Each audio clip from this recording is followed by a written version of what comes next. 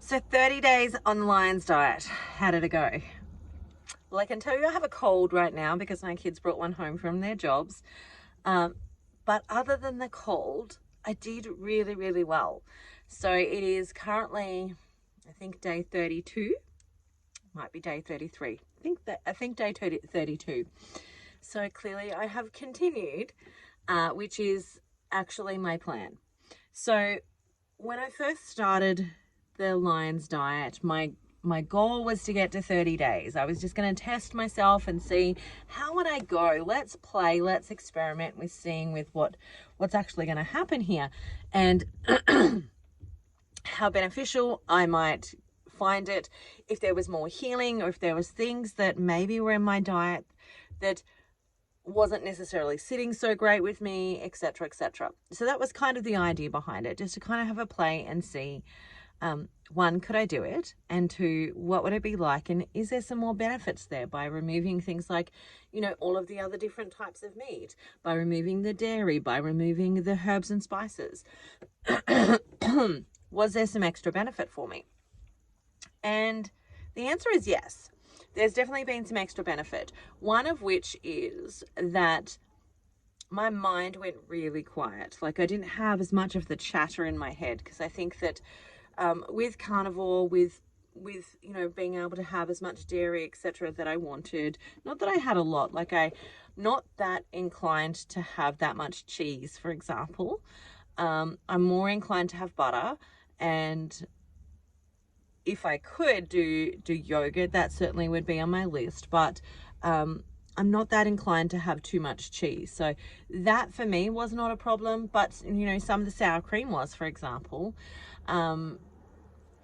And it's harder for me to regulate those things. And so with that removed, it just wasn't on the table. It wasn't an option. The other thing, that I queried was whether I would be able to do it with the herbs and spices, because herbs and spices bring some flavor to the game, bring some variety. Like, you can have the same meat, but you can have it tasting very, very different because you've got lots of different spices. So I was curious about the variety and how I would go with the lack of variety. But again, interestingly, it has made everything go quiet again, which is kind of what happened when I first went carnivore. Like, after the first couple of weeks of carnivore, my brain just was really quiet. It wasn't chattering to me about food. It wasn't saying, eat this thing, eat that thing. I didn't have any cravings or anything like that. And so that has been one element that I've really actually enjoyed on Lions, was that it's super easy. Am I eating beef or lamb? And what am I having with it in regards to how much fat am I having with it? And I just got into a groove. So basically, I would cook my meat, I would fry some fat in there, I would take that all out, I would leave the fat in there, and then I would put some broth in there from bones from beef and lamb that I'd cooked, and make that into a gravy. So I kind of had a bit of a sauce there with it as well. And then I would make sure that I would try and drink as much of the leftover as well. So I got the broth and the fat. So that was kind of the rhythm and the groove that I settled into. The other part of that was that it's super easy. I don't have to go, well, what am I having for dinner? Do I feel like this? Do I feel like that? Even in carnivore, there's lots of choices. You can choose to make carnivore pancakes, for example. You could choose to make the carnivore mashed potatoes. You could have chicken wings. You could there's a whole variety and plethora of things that you can actually choose from. So it just made that nice and simple for me. So one of the big things that I've noticed is the quietening down of the brain, which was becoming a little bit more challenging on carnivore. Now, some of that I'm interested to see what might have been part of that driving force for that chatter. I know some of it is an emotional stuff. So this last month I've been much more emotionally regulated, which has really helped in regards to continuing to move forward. Other benefits, well, I haven't lost a ton of weight. I have lost about 3.5 kilos, which works out to be something like about 7 pounds for the US audience. Approximate, it's not an exact. And I have lost around 12 centimeters all over on my body. So while I didn't lose necessarily kilos, I did certainly lose or see some significant changes in my actual body measurements. So that's cool. The other thing that I saw that changed significantly for me was that I finally started to get my ketones up. Now, ketones for me have been a big struggle simply because, you know, before I started this journey, I was almost starting to cross the threshold of when I would potentially get a diagnosis of type 1 diabetes. So if I'd gone to a doctor, I would have definitely got a type 2 diabetes diagnosis, but my numbers were so high up there that I potentially would have gotten close to it being a type 1 diabetes diagnosis. And so insulin has been really, really high. Now, if they were only looking at my glucose numbers, they would have considered the type 1. If they looked at my insulin numbers, they potentially would have not. So it just depends on the doctor and the amount of investigation that they would have done at that point in time had I gone to a doctor. But I did not go down that pathway, so that is not something that I actually need to really super worry about. But my insulin has definitely been high, and that's one of the things that I've been working on over the last 12 months is really the first year of carnivore was just losing weight and getting my blood glucose down. Second year was like really starting to put in some effort to shake up my metabolic system and get those insulin levels to start to come down. So I'm going to have further testing on Monday. So it's currently Thursday. It's currently Thursday, apologies. And so on Monday, I'm going to do some testing of my blood glucose, my insulin, my thyroid, a whole bunch of other stuff done, just to kind of check and see where it was at. Because at my last lot of bloods, my fasting insulin was an 8, and I want it to kind of like be about a 5 or under. That's what I'm looking for. And so we will see if that number has moved at all. My guess is that it has, because my insulin, my blood glucose is starting to come down. Well, my ketones are coming up and my glucose is coming down. So my GKI score has actually probably been some of the best that I have seen consistently without doing sardine fasts. Now, let me just say that again, without doing sardine fasts. Like, I can get a good GKI score and I can get good ketones happening while I am doing a sardine fast, but I really don't love sardines. Like, it is actually quite hard. Like, I have to challenge myself not to go on a starvation diet when I'm doing a sardine fast, because I don't look forward to eating at all in any way, shape or form. And it really just is a I have to get food in type of thing, because I know that by not eating, my glucose just goes up and I just start breaking down muscle. So it's one of those things where I've got to kind of talk myself into eating. And so this is one of the things that I've really liked about Lions, is that I don't have to talk myself into eating, because I like the food. I like beef, I like lamb. It's easy for me to eat those.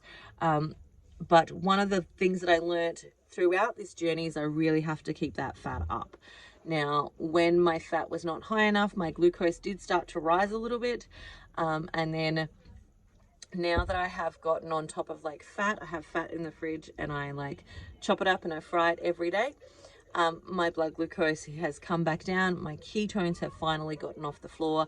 And I could say consistently, most days at some point in the day, I'm going to be in ketosis. So I might not start off in ketosis. Like this morning, I was a 0.6 in ketones and I want to be over a 1 or an over. But usually, like by lunchtime, if I have measured after breakfast, so sometimes I'll just be kind of interested in what's happening. If I measure after breakfast, if I measure after lunch, I'm usually by that point already in ketosis with those ketones over a 1. And so most of my day I'm spending in ketosis, which is fabulous, because that's the whole point of like the metabolic retraining, is to retrain my system to use fat as a primary fuel source. And so one of the things that I consistently tell people in my programs is that we have to work at it in chunking down the goals. So for example, we might have this big goal of like, we want to lose a certain amount of weight, but really we need to move that goal from the weight loss into the I want to be healthy sort of thing. We want to go for health. And in order to be healthy, I want my metabolic system to actually be healthy as well.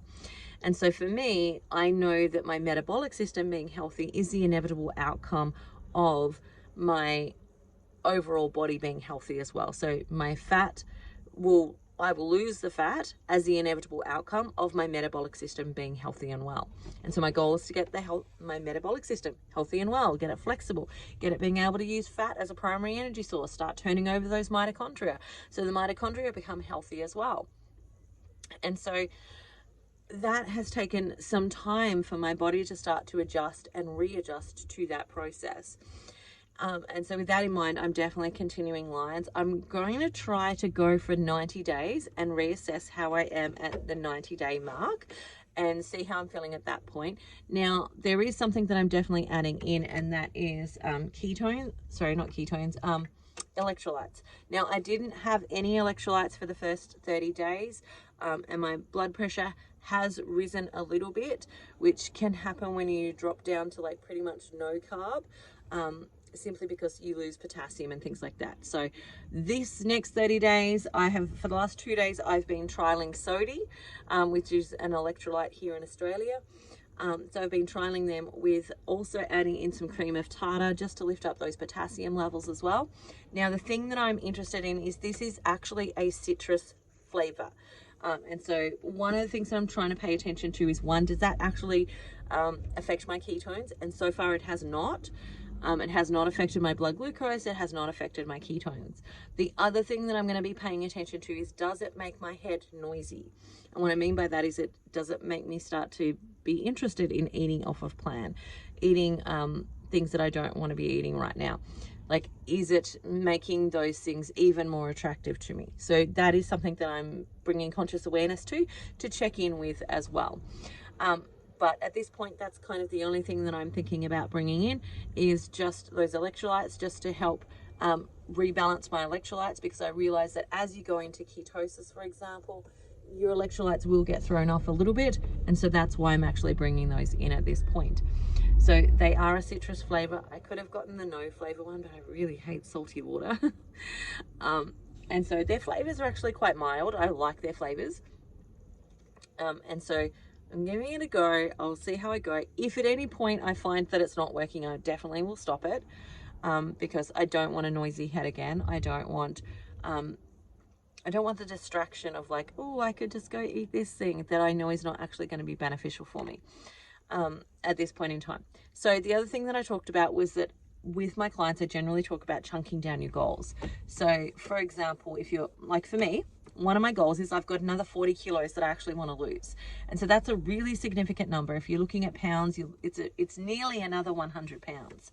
I've lost 100 pounds already. I've lost 43 kilos already. And so I have another chunk of weight that I actually want to lose. And so with that in mind, it's a big goal.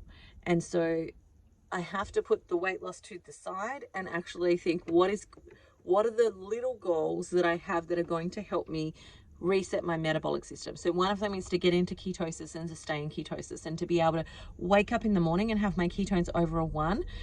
That's going to be my ultimate goal at this point in time. Now, at this point, the way that my body is working, I need fat to do that. Now, there are people who are thinner than me or are metabolically healthier than me that won't need fat to do that. They can just go without food and they will get into that. That is not me at this point in time. My metabolic system has not healed to the point where it can do that at this point in time. If I don't eat, my glucose goes up and my metabolic system goes out of whack. It doesn't actually work. I start to break down my muscles. And so eating enough fat at this point in time, getting those ketones up, getting my body really used to being able to do that.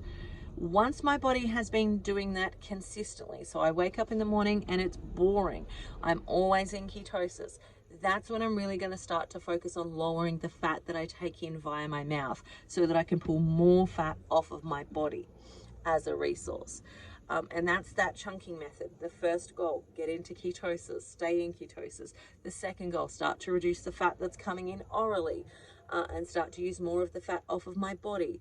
And then, from there, I'm going to consistently work on other goals. Now, I might layer some goals. So, for example, I might have a goal of building muscle as well as staying in ketosis. And so at that point, I might add in and layer in exercise. And so that layering system can sometimes help you get to your goals a little bit quicker. But when it comes to creating and changing habits, sometimes one step at a time is the best approach.